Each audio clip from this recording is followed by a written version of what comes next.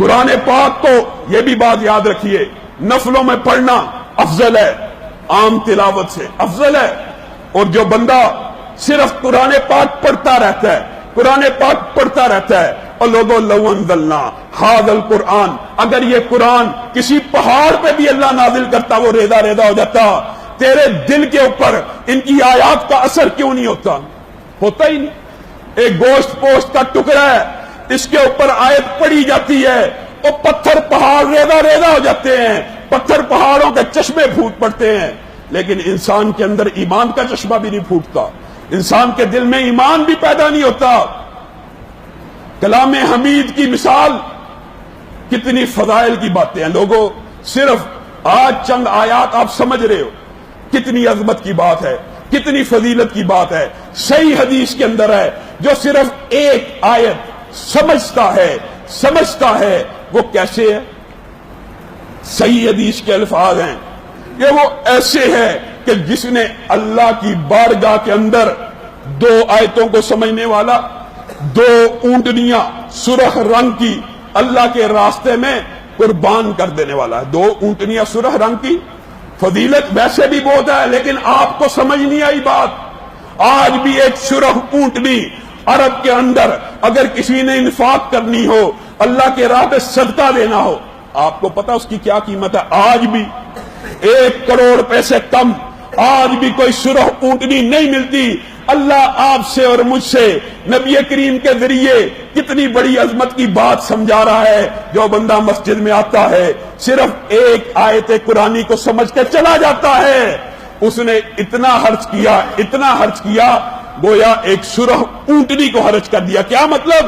نامہ اعمال میں لکھا گیا اس نے ایک آیت نہیں سمجھی، اس نے 1 کروڑ روپیہ اللہ رب العزت کی بارگاہ میں خرچ کر دیا۔ اگر انسان کو اس تجارت کا پتہ چل جائے، یہ تجارت ہے، انسان سارا دن صرف اللہ کی آیات کو سمجھنے میں گزار دے، ایک آیت کا اگر اجر و ثواب اتنا ہے، انسان کبھی اس سے غافل نہ ہو۔ قرآن پاک اور ذکر کی مثال، نبی کریم صلی اللہ علیہ وسلم نے جو فضیلت شہید کو دی ہے کہ مرنے سے پہلے اس کا ٹھکانہ اس کو دنیا میں دکھا دیا جاتا ہے، اس طرح اللہ کا ذکر کرنے والا جو غافلوں میں اللہ کا ذکر کرے۔ الحمدللہ ہم تو مسلمان بیٹھے ہیں، اللہ رب العزت کا ذکر ہو رہا ہے، اللہ کی بڑائی بیان کی جا رہی ہے، لیکن کوئی بندہ ایسا بھی ہوتا ہے جو اللہ کا ذکر کرتا ہے اپنے ایسے دوستوں میں جن کو اللہ یاد نہیں ہوتا، جو نمازی نہیں ہوتے، جو روزے نہیں رکھتے۔ اللہ کا ذکر ایسی مجلس میں کرنا جو لوگ غافل ہوں، نبی کریم صلی اللہ علیہ وسلم کی بعض روایات میں اگرچہ کلام موجود ہے لیکن مفہوماً درست ہے، اس کو بھی یہ فضیلت حاصل ہے کہ اسی دنیا کے اندر مرنے سے پہلے اس کو جنت میں اس کا گھر دکھا دیا جاتا ہے۔ زندہ اور مردہ کی مثال اللہ کے نبی دے رہے ہیں۔ اللہ کا ذکر کرنے والا زندہ ہے، اللہ کا ذکر نہ کرنے والا گویا مردہ ہے۔ ہر مخلوق اللہ کی تسبیح بیان کرتی ہے، چاہے سورج ہو، چاہے ستارے ہوں، چاہے چرند پرند ہوں، چاہے درخت ہو۔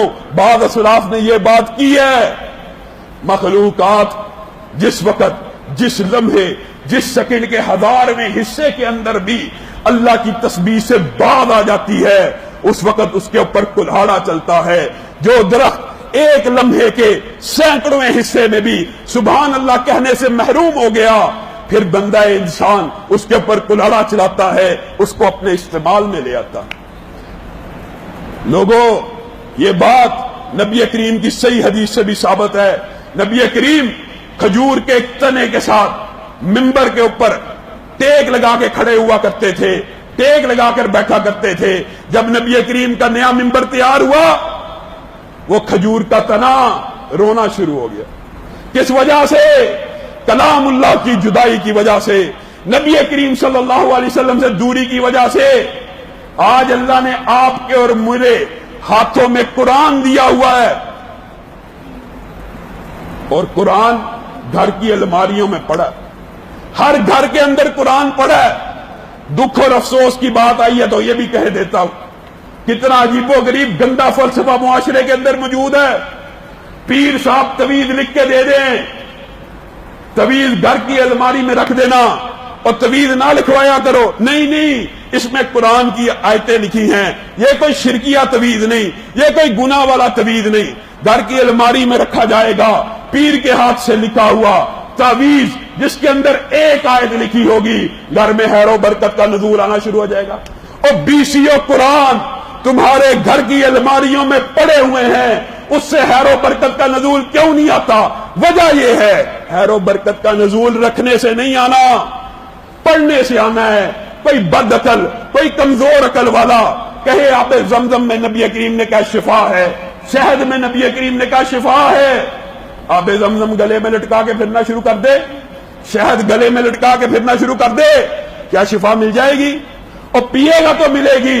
इसी तरह कुरान पाक में शिफा है, कुरान पाक में बरकत है, लेकिन अलमारियों के अंदर तवीज रख देने से बरकत नहीं आती, अलमारियों के अंदर कलाम हमीद रख देने से बरकत नहीं आती। बरकत कब आनी है? जब इसको पढ़ना शुरू कर।